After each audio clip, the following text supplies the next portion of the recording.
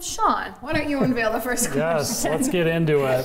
What retirement accounts is what we started with. So the first result that comes up, what retirement accounts should I have? That's a great question. We've talked before about the tax diversification. We've talked about in the past, we've talked about the junk drawer of retirements that people accumulate throughout their working career. You get into this stage of life and most families feel like they want to have this consolidation. So the various 401ks, the various IRAs, the life insurance policies.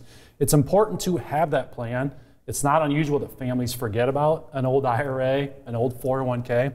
So as they go through this process that we help our families with, they consolidate, they get a better sense of exactly what type of accounts they have. We want to look at the tax type, the pre-tax, the Roth, the tax-free, the non-qualified. Just have a better understanding, get that record keeping of everything that you have, know what you have total across the different tax type of buckets. And then as you build this plan, you can figure out, you know what you have, you can figure out how best to use them as you develop the other components of your plan. So there's not one best one, because don't you find sometimes people want a quick answer, right? Like, what should I do? Well, what's the one advantage plan I should have or the one investment I have? But it's clearly a lot more complicated answer than just you've got to have an IRA. And part of it will be what phase of your retirement are you in? Are you in the pre-retirement phase? We want to keep things simple. So for pre-retirees contributing, the simple way to contribute is your employer plan most of the time. They're going to have an employer match, comes right out of your paycheck. You don't have to worry about it. So simplicity is a good thing. But then to Shawn's point, as you retire, now you might have an account over here.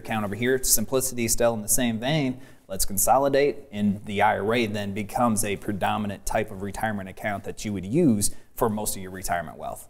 All right, who's unveiling the next one? Let's go for Loren, the next. have at it. All right.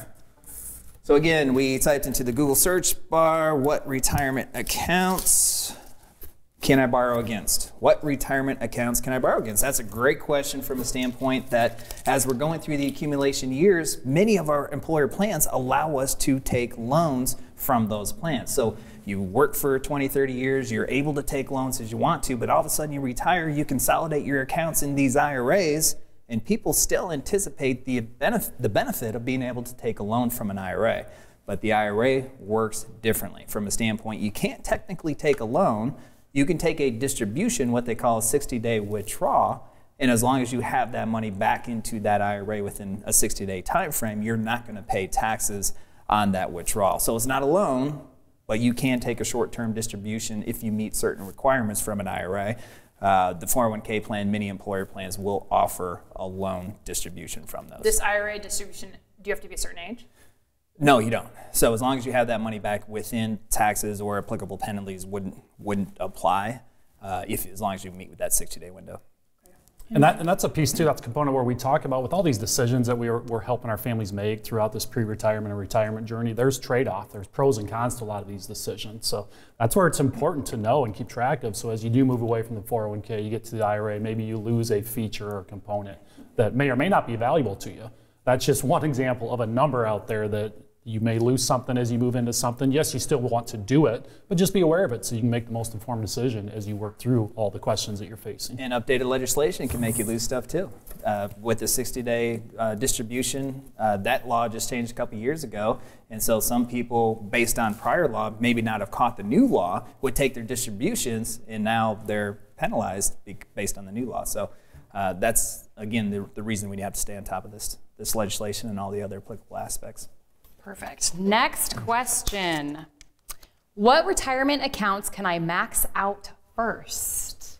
Yeah, another great question out there that we get that a lot. It's about how to save and where to save. We get that all the time, that as you get to accumulations, in that accumulation stage of life, you start getting that retirement stage of life, there's different options. You want to be thinking about it differently. So most often, Loren, you mentioned it before, most often people are saving through their 401k plans.